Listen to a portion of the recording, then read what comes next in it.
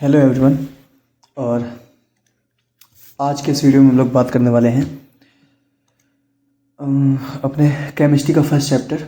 ठीक है, और मेरी कोशिश ये रहेगी कि मैं जल्दी जल्दी इन चैप्टर्स को करा दूं और एग्ज़ाम ओरिएंटेड वे से, जिससे कि हमारे एग्ज़ाम में हमें अगर क्वेश्चन मिलता है तो वो हमारा क्वेश्चन ईजिली हो जाए। ओके, तो नाउ सबसे पहला हम चैप्टर 1 से ही मैं स्टार्ट कर रहा हूँ। ठीक है, और मैं सीक्वेंस से चलूँगा। बाकी मैं पीडीएफ प्रोवाइड करा रहा हूँ, मैंने कार्बन की पीडीएफ दी है, तो उसको एक बार रीड कर सकते हो आप लोग। सो नाउ सबसे पहले हम समझते हैं केमिस्ट्री। केमिस्ट्री के बारे में अगर पढ़ते हैं तो केमिस्ट्री हमारा क्या है, एक बहुत ही वास्ट सब्जेक्ट होता है। ठीक है, एक वास्ट सब्जेक्ट होता है जिसके अंदर हम क्या पढ़ते हैं, कई सारे मटेरियल्स के बारे में पढ़ते हैं। अब वो मटेरियल्स क्या हो सकते हैं, मटेरियल्स हो सकते हैं हमारे मेटल, नॉन मेटल, कोई सॉलिड, कोई लिक्विड, कोई गैस। ठीक है, तो ये सारी चीज़ें हम जिस ब्रांच के अंदर पढ़ते हैं साइंस की, वो है chemistry. Okay, so now the next thing is chemical reaction. Okay, so chemical reaction के बारे में समझते हैं कि केमिकल रिएक्शन क्या होता है। देखो, पहले मैं यहाँ लिख देता हूँ केमिकल रिएक्शन। ओके, तो केमिकल रिएक्शन क्या है कि दो चीज़ें हैं। ठीक है, एक वन सब्सटेंस ई है और एक सब्सटेंस सी है। दो चीज़ें हैं और वो आपस में क्या कर रही है, आपस में इंटरेक्शन कर रही हैं। ठीक है, तो इसको क्या कहते हैं, केमिकल रिएक्शन बोलते हैं। मान लो कोई ए मटेरियल ये है और बी सब्सटेंस ये है, ये आपस में रिएक्ट करते हैं, तो ये है केमिकल रिएक्शन। आगे बढ़ेंगे इसके बाद। अब ये केमिकल इक्वेशन क्या होती है, फिर हमसे कहा जाता है केमिकल इक्वेशन क्या होती है। ठीक है, तो केमिकल इक्वेशन कुछ नहीं है, बस इसी को लिखने का एक शॉर्ट तरीका है। मान लो यहाँ पे मैं ऐसे लिखता कि सिल्वर नाइट्रेट, ठीक है, और सोडियम क्लोराइड आपस में मिलकर, सोडियम क्लोराइड आपस में मिलकर से सोडियम नाइट्रेट और सिल्वर क्लोराइड बनाते हैं। ठीक है, तो ये मेरा क्या हो जाएगा, ये लिखने का जो तरीका है, ये एक तरह की रिएक्शन है जहाँ पे दो चीज़ें आपस में मिल रही हैं, इंटरेक्ट कर रही हैं और क्या कर रही है, कोई नई चीज़ बन रही है। ठीक है, तो केमिकल इक्वेशन को ऐसे समझो कि केमिकल इक्वेशन बस उसको ही शॉर्ट फॉर्म में लिखने का एक तरीका है। मतलब यहाँ पे मुझे सब कुछ लिखने की ज़रूरत नहीं है, बस मैं लिखूँगा AgNO3 प्लस लिखूँगा NaCl और अपनी रिएक्शन करवा दूँगा। तो मतलब मैं अगर बोलना चाहूँ तो ये क्या होगा, तो ये ब्रीफ रिप्रेजेंटेशन होता है, brief representation of chemical equation. किसी भी केमिकल रिएक्शन का ब्रीफ रिप्रेजेंटेशन क्या होती है, केमिकल इक्वेशन होती है। केमिकल रिएक्शन मैंने अभी दिखाया, केमिकल रिएक्शन मैंने अभी बता दिया। केमिकल रिएक्शन क्या होती है, केमिकल रिएक्शन जो है वो इंटरेक्शन है। किसका इंटरेक्शन है, दो अलग अलग मटेरियल्स का, सब्सटेंसेस का। ठीक है, नाउ आगे बढ़ेंगे इसके बाद। अब मैं यहाँ से मूव कर रहा हूँ दो चीज़ों पे। जब कोई भी दो सब्सटेंस या कोई एक सब्सटेंस क्या करता है, उसमें कुछ चेंजेस होते हैं। ठीक है, तो इस तरह की चीज़ें हमें देखने को मिलती हैं। तो चेंजेस कितने तरह के हो सकते हैं, तो चेंजेस हमारे दो तरह के हो सकते हैं मेनली। ठीक है, चेंजेस में पहला चेंज हो जाएगा हमारा फिजिकल चेंज और एक होता है केमिकल चेंज। तो हम लोग एक एक करके दोनों चेंजेस के बारे में पढ़ेंगे, फिजिकल चेंज क्या होता है और केमिकल चेंज क्या होता है। Okay, so now we will discuss here physical change. तो जब कोई सब्सटेंस है, ये कोई पदार्थ है, मैटर है, और जब इसका क्या हो जाए, या तो साइज चेंज हो जाए, ठीक है, या फिर इसका शेप चेंज हो जाए, या इसका स्टेट चेंज हो जाए। मतलब या तो ये सॉलिड में था और किस में बदल गया है, लिक्विड में। ठीक है, तो सॉलिड में है, लिक्विड में चेंज हो गया, शेप चेंज हो गया, पहले राउंड था अब इस तरह से हो गया है, क्यूब का फॉर्म ले लिया है, साइज चेंज हो गया है, अपीयरेंस इसका चेंज हो गया है, या तो इसका अपीयरेंस चेंज हो गया है या इसकी डेंसिटी चेंज हो गई है। तो ऑल दीज, ये सब किस में आएंगे, all these comes in a physical change. तो ये सारे चेंजमेंट जो देख रहे हो वो सब किस में आएंगे, फिजिकल चेंज के अंतर्गत आएंगे। ठीक है, वो फिजिकल चेंज में आएंगे। लेकिन एक चीज़ नहीं बदलेगी, वो क्या नहीं बदलेगी, इनका केमिकल कंपोजिशन नहीं बदलेगा। वो जैसा पहले था वैसा ही बना रहेगा। ठीक है, चलो इसका एक एग्जांपल समझते हैं। जैसे कि मैंने कहा कि वाटर था, ठीक है, और वो बदल गया किसमें, उसको हमने जब जमाया या उसको ठंडा किया तो आइस में बदल गया। मीन्स हम यहाँ पे देख पा रहे हैं कलर तो सेम है, ठीक है, लेकिन शेप हो सकता है चेंज हो जाएगा, शेप चेंज हो जाएगा।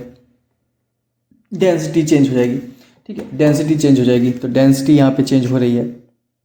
अपीयरेंस हम कह सकते हैं हाँ हो रहा है। स्टेट सॉलिड लिक्विड था पहले और फिर किस में बदल गया, सॉलिड में, ये चेंज हो रहा है। शेप चेंज हो जाएगा, साइज में भी चेंज हो सकता है, ठीक है। बट एक चीज़ नहीं बदलेगी, वो ये है कि इसका फार्मूला H2O पहले भी था और फार्मूला अभी भी क्या रहेगा, H2O। मतलब यहाँ पे इसका केमिकल कंपोजिशन चेंज नहीं हो रहा है। केमिकल कंपोजिशन जो पहले था वही अभी भी हमें देखने को मिल रहा है। आ रही बात समझ में? तो केमिकल कंपोजिशन वही है पुराना वाला, ठीक है। आगे बढ़ेंगे इसके बाद। तो क्या ये चेंजेस फिजिकल चेंजेस जो होते हैं, क्या ये हमेशा परमानेंट होते हैं? नहीं, ये परमानेंट नहीं होते हैं, ठीक है। ये परमानेंट नहीं होते, ठीक है, परमानेंट नहीं होते। मतलब कि अगर हम चाहें तो वापस आइस से कहाँ जा सकते हैं, वापस आइस से वाटर की तरफ जा सकते हैं। तो ये बिल्कुल भी क्या नहीं है, परमानेंट नहीं है, ठीक है, टेम्पररी होते हैं, परमानेंट नहीं होते। इसके बाद आगे बात करेंगे हम कि इनमें क्या होती है, फिजिकल प्रॉपर्टीज़ चेंज होती हैं बट केमिकल कंपोजिशन चेंज नहीं होता। अच्छा, क्या इसमें कोई नया सब्सटेंस होता है? तो no, new substance is not form, ठीक है। तो कोई भी नया सब्सटेंस नहीं बनता, no new substance is formed here, ठीक है। तो यहाँ पे कोई भी नया सब्सटेंस नहीं बनता, वही पुराने सब्सटेंस हमारे बनते हैं, ठीक है। इसको यहाँ से मैं इसको थोड़ा अच्छे से लिख के दे दूँगा तुम लोगों को, ठीक है। तो ये चीज़ तुम्हें एकदम बढ़िया तरीके से लिखी हुई मिलेगी बाद में नोट्स में। तो मैंने बताया यहाँ पे कोई भी नया सब्सटेंस फॉर्म नहीं होता, ठीक है। आगे बढ़ेंगे इसके बाद। तो क्या होता है इसके बाद, हाँ, तो ये मैं बता रहा हूँ कि इसके बाद इसमें मास जो होता है, मास इज़ अनचेंज्ड। क्या कहने का मतलब है? कहने का मतलब ये है कि अगर 100 ग्राम, ठीक है, तुम्हारा वाटर था, तो जब हम उसको जमाएंगे तो हमें जो आइस मिलेगी वो भी कितनी मिलेगी, 100 ग्राम ही मिलेगी। मतलब हमें क्या हुआ, हमने यहाँ पे ये देखा कि जो मास पहले था वही मास क्या रहेगा, चेंज के बाद भी वही देखने को मिलता है। आ रही बात समझ में? तो यहाँ पे क्या होगा, मास जो है वो पहले जितना था उतना ही अभी भी बना रहेगा, मास चेंज नहीं होने वाला, ठीक है। आगे बढ़ेंगे इसके बाद। अगला पॉइंट अगर हम बात करें तो इसमें क्या होता है, net energy is unchanged. Net energy is unchanged मतलब क्या हो गया इसका मतलब, देखो ऐसा होगा, जब हम वाटर से, ठीक है, क्या बना रहे होंगे, आइस बना रहे होंगे, तो जाहिर सी बात है इसमें क्या हो रही होगी, एनर्जी कुछ ना कुछ इसमें से निकल रही होगी, क्योंकि वाटर से कहाँ जा रहा है, आइस। जब हम सॉलिड से लिक्विड बनाते हैं तो तुम्हें पता होना चाहिए कि हमें हीट देनी पड़ती है, हीट देनी पड़ती है, ठीक है। और हीट, उसी हीट को लेकर क्या होता है, लिक्विड में चेंज होता है। लेकिन जब लिक्विड से सॉलिड बनता है तो हीट निकलती नहीं, मतलब देनी नहीं पड़ती, हीट निकलती है, ठीक है। तो यहाँ पे हीट देनी नहीं पड़ती, हीट हमें मिलती है, ठीक है। हीट लिबरेट होती है, ऐसे बोल सकते हैं, हीट लिबरेट होती है। और यहाँ पे ऊपर वाले केस में जब इधर से इधर जाता है तो हीट एब्जॉर्ब होती है, हीट एब्जॉर्ब होती है। तो मतलब पहले जो हीट एब्जॉर्ब हुई थी और जो बाद में हीट निकली है वो बिल्कुल क्या होगी, आपस में सेम होंगी। कैसी होंगी, आपस में बिल्कुल सेम। यही हमारा कॉन्सेप्ट कहता है कि नेट एनर्जी इज़ अनचेंज, कि हमारी जो नेट एनर्जी होती है वो बदलती नहीं है। नेट एनर्जी कैसी रहती है, अनचेंज रहती है। आ रही बात समझ में? इसको जरा मैं सही कर लूँ। कंट्रोल Z, ये घूम जाएगा।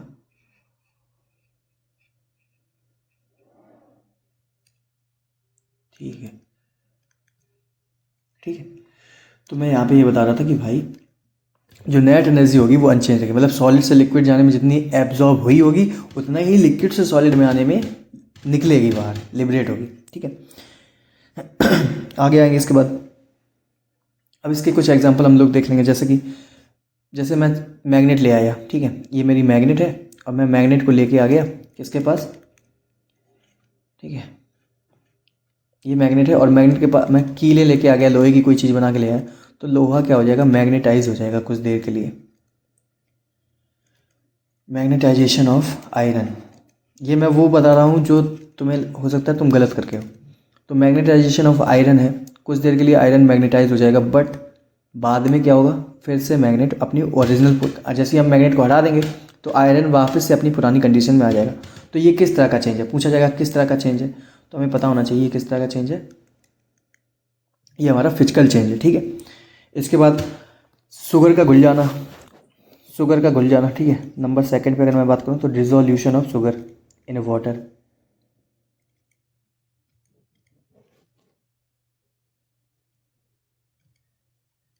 तो dissolution of sugar in water, जब हम पानी में शक्कर को घोलते हैं तो जब घोल देते हैं तो घुल जाती है पूरी, फिर वो तो मतलब हमें क्या शुगर वापस मिल जाएगी? तो हाँ, मिल जाएगी। जब इसका लगातार क्या करेंगे, जब इसका मतलब इसको धूप में रखेंगे या फिर किसी भी तरह से हीट देंगे तो हमें बाद में क्या होंगे, शुगर के क्रिस्टल देखने को मिलेंगे बाद में। जो हमारा वाटर होगा वो तो वेपोरेट हो जाएगा, लेकिन शुगर हमें बाद में देखने को मिलेगी यहाँ पर। तो ये बात समझ में आ रही है ना कि जो डिसोल्यूशन ऑफ शुगर है इन वाटर वो किस तरह का है, ठीक है। 2 मिनट, हाँ। तो मैं ये कह रहा था कि डिसोल्यूशन ऑफ शुगर जो है वो एक फिजिकल चेंज है, इसको भी याद रखना, ठीक है। हीटिंग ऑफ जिंक ऑक्साइड, इसके बाद एक पूछा जाता है कि heating of zinc oxide, ZnO। Zinc oxide को जब हम गर्म करते हैं तो ये इसका पहले तो कलर होता है कैसा, वाइट। पहले कलर होता है वाइट, लेकिन फिर इसका कलर कैसा बदल जाता है, इसका कलर हो जाता है येलो, ठीक है। अब फिर होता क्या है कि येलो से दोबारा किस में, अगर जब ये ठंडा हो जाएगा तो वाइट में आ जाएगा।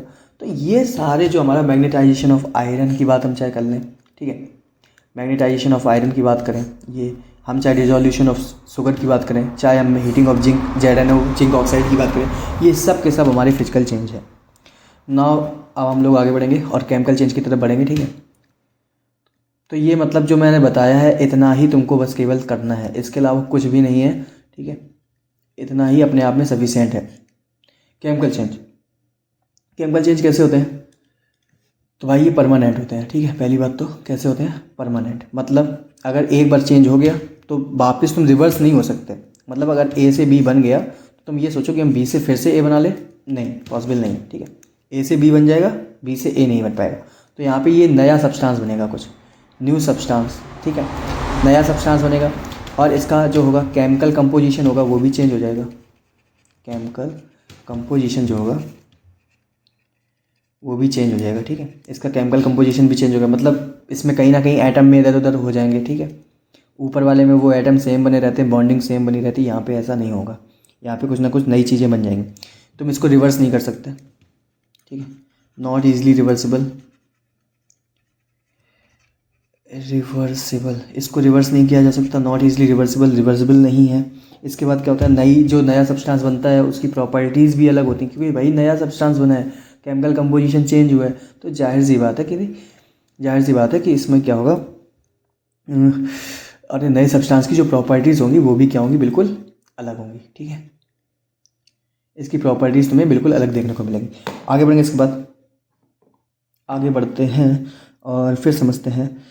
ये मैंने बता दिया कि केमिकल कंपोजिशन। अच्छा, इसमें हम एग्जांपल रख के देखते हैं। पहले देखो, शुगर का होता है C, ठीक है, 12H22O11।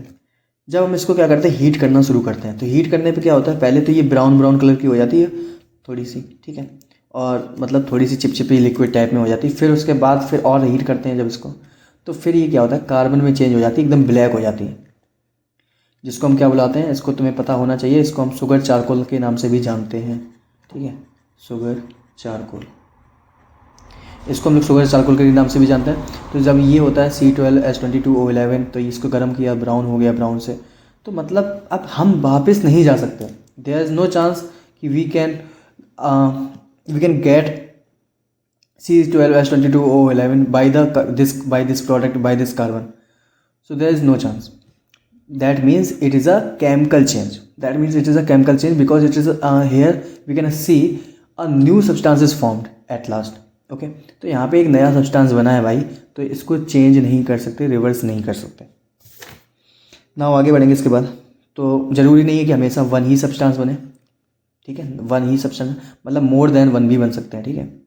तो ये कोई ज़रूरी नहीं कि एक ही सब्सटेंस बनेगा, मैंने यहाँ पे ऐसे करके दिखाया, तो मोर देन वन बन सकते हैं, ठीक है, मोर देन वन,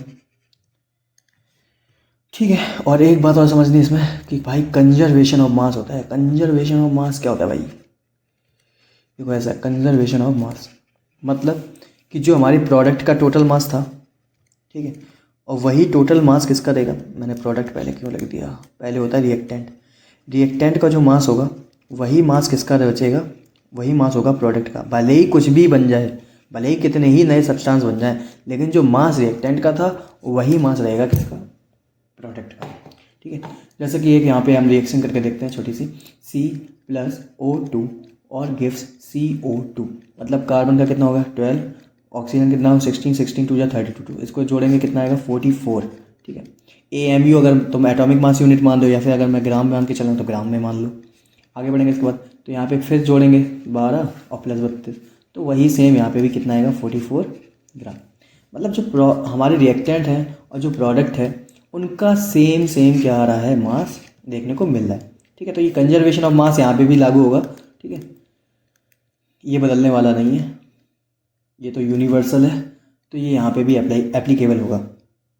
इसके बाद आगे बढ़ेंगे। ठीक है, तो अब हमें पढ़ना है एक्सोथर्मिक और एंडोथर्मिक क्या होता है, ये दो चीज़ें समझ लेते हैं एक बार, एक्सोथर्मिक और एंडोथर्मिक।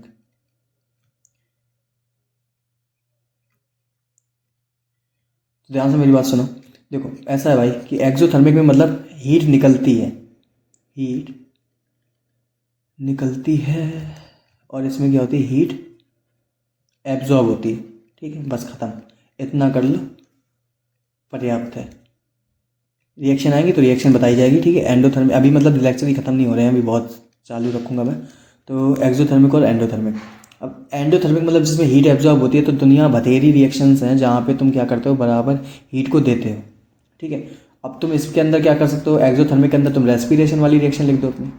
ठीक है, ये कम्बशन लिख दो, कम्बशन जितना भी होता है वो सब किस में आएगा, सब एक्सोथर्मिक में जाएगा, जिसमें हीट निकलेगी। ठीक है, जैसे मैंने क्या लिख दिया इसमें, चलो मैं तुम्हारे लिए लिख देता हूँ यहाँ पे तुरंत, CH4 को जब हीट करोगे तो क्या मिलेगा, हीट करने पे हमें पता है कौन सी गैस आती है, ऑक्सीजन गैस। तो क्या बनेगा CO2 प्लस H2O और प्लस हीट। ओके, तो ये किस तरह की होगी, एक्सोथर्मिक। एंडोथर्मिक जिनमें हीट एब्जॉर्ब होती है, जिनमें हीट लगती है। ठीक है, तो वो सारी इसमें आ जाएंगी एंडोथर्मिक में। अब इसके एग्जांपल समझ लेते हैं कि इसके कौन कौन से एग्जांपल होते हैं। देखो भाई, जैसे बर्निंग ऑफ पेपर। ठीक है, बर्निंग ऑफ पेपर, कागज़ जलाया, कागज़ की राख बन गई। ठीक है, तो वो किस में आ जाएगा, केमिकल चेंज है। इसके बाद रस्टिंग ऑफ आयरन, आयरन में जंग लग गई। ठीक है, रस्ट बन गया। फार्मूला क्या होता है, Fe2O3 और इंटू XH2O, मतलब पानी के कुछ मॉलिक्यूल्स उसमें शामिल होते हैं। तो रस्टिंग ऑफ आयरन, ये भी क्या है, केमिकल चेंज है। मतलब हम रस्ट से दोबारा चाहें आयरन ले लें, नहीं हो पाएगा, आयरन से रस्ट बन जाएगी, बट रस्ट से आयरन नहीं बन पाएगी। ठीक है, इसी तरह से हम देख सकते हैं electrolysis of water, electrolysis of water. ठीक है, कि जब हम इलेक्ट्रोलिसिस करते हैं वाटर का, तो H2O जो होता है वो टूट जाता है अपने पार्टिकल्स में, मतलब एटम्स में, और क्या कर लेते हैं, डाई एटॉमिक गैसेस बना लेता है, H2 और O2। मतलब H2O का जब हमने क्या किया, उसका इलेक्ट्रोलिसिस किया, तो एक हमें हाइड्रोजन गैस मिल गई देखने को, और एक हमें मिल गई कौन सी गैस, ऑक्सीजन गैस। समझ में आई बात। तो ये सब कैसी चेंजेस हैं, all these changes are chemical changes. Okay, तो केमिकल चेंजेस कब होंगे, तो एक बात याद रखना, केमिकल चेंजेस तब होते हैं जब क्या होते हैं, सब्सटेंसेस क्लोज कांटेक्ट में आते हैं। अब ऐसा नहीं होगा कि यहाँ पे मान लो भारत का कोई कोना है, और भारत के मान लो मुंबई में तुम रखे हो कोई सब्सटेंस, और कोई सब्सटेंस रखे हो दिल्ली में, और क्या चाहते हो कि केमिकल चेंज हो जाए, तो ऐसा नहीं होने वाला। ठीक है, मतलब उनको पास पास लाना पड़ेगा। ठीक है, अच्छा, तो सबसे ज़्यादा पास किनको लाना पड़ता है, सॉलिड को। उससे कम पास किसको लाना पड़ता है, फिर लिक्विड को। और उससे कम पास किसको लाना पड़ता है, चिन्ह ऐसा बनाओ इसको यार, चिन्ह ये ऐसे बनाओ, सबसे ज़्यादा पास किसको लाना पड़ता है, सॉलिड को, सबसे फिर उससे कम लिक्विड को, फिर उससे कम गैस को। ठीक है, तो बात है समझ में। तो क्लोज कांटेक्ट हमें चाहिए होगा, मतलब जब चीज़ें पास पास आएंगी तभी उनके बीच में केमिकल चेंज होने वाला है। आगे बढ़ेंगे इसके बाद। अब देखो और क्या चाहिए केमिकल चेंज के लिए, एनर्जी चाहिए। क्या चाहिए, एनर्जी। अब एनर्जी किस किस तरह से मिल सकती है, तो नंबर पहला तरीका तो ये है कि सीधे सीधे हीट के फॉर्म में दे दो एनर्जी को। जैसे मैंने कहा CaCO3, और क्या हुआ, मैंने इसको हीट कर दिया, तो ये दो पार्ट में टूट गया। ठीक है, कैल्शियम ऑक्साइड में और कार्बन डाइऑक्साइड में, दो पार्ट में टूट गया। ये था क्या, ये था कैल्शियम कार्बोनेट, कैल्शियम कार्बोनेट। ठीक है, और कैल्शियम कार्बोनेट किस में टूट गया, कैल्शियम ऑक्साइड में और क्योंकि हीट लगी है इसमें। तो अभी क्योंकि इसमें हीट एब्जॉर्ब हो रही है तो ये कैसी होगी तुम्हारी, अभी मैंने बताया था हीट एब्जॉर्ब हो रही है तो एंडोथर्मिक रिएक्शन है। कैसी रिएक्शन है, एंडोथर्मिक। तो आई होप कि ये मुद्दा बात समझ में आई तुमको। फिर आगे बढ़ते हैं, और कैसे कैसे एनर्जी लगती है। कभी कभार एनर्जी एज अ लाइट के फॉर्म में लगती है, जैसे कैसे H2 प्लस Cl2 और गिव्स HCl। तो यहाँ पे कोई हीट नहीं लगती, लाइट आती है, सूर्य की किरणें आती हैं और वही सूर्य की किरणें इस रिएक्शन को करवा देती हैं। इसके बाद इसमें और एग्जाम्पल क्या हो जाएगा, फोटोसिंथेसिस। आई बस में आगे बढ़ेंगे इसके बाद। नाउ अलग आगे चलते हैं। इलेक्ट्रिसिटी भी क्या होती है, कभी कभार एज अ एनर्जी के फॉर्म में काम करती है और हमारी कई सारी केमिकल रिएक्शंस को करवाती है। जैसे यहाँ पे हम देखेंगे NaCl सोडियम क्लोराइड और प्लस हाँ H2, H2O। और जब हम क्या करते हैं इसमें इलेक्ट्रिसिटी बहाते हैं, जब इसके सॉल्यूशन में हम लोग क्या करते हैं इलेक्ट्रिसिटी को बहाते हैं, ठीक है, तो क्या होता है हमारा एक तो सोडियम हाइड्रोक्साइड बनता है प्लस हाइड्रोजन गैस और प्लस क्लोरीन गैस बनती है। तो ये होती है इलेक्ट्रिसिटी, ठीक है। इलेक्ट्रिसिटी वहाँ पे मतलब बहती है, तो वो भी एक तरह का क्या है, फॉर्म है एनर्जी का। तो हम देख पा रहे हैं कि हम एनर्जी को अलग अलग तरीके से यूज़ करते हैं। कभी हम हीट दे रहे हैं, कभी हम किसकी तरह यूज़ कर रहे हैं उसको, कभी हम हीट की तरह यूज़ कर रहे हैं, ठीक है, कभी हम उसको एज अ लाइट यूज़ कर रहे हैं, कभी हम एज अ इलेक्ट्रिसिटी यूज़ कर रहे हैं, कभी कभार हम उसको यूज़ करते हैं as a pressure, as a pressure, ठीक है, प्रेशर के फॉर्म में भी यूज़ करते हैं।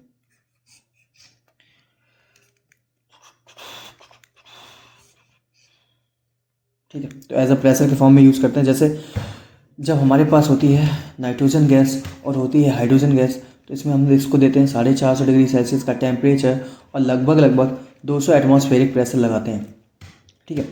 तो ये किस में बदल जाता है, NH3 अमोनिया में बदल जाता है। आई बात समझ में, तो ये अमोनिया में बदल जाता है।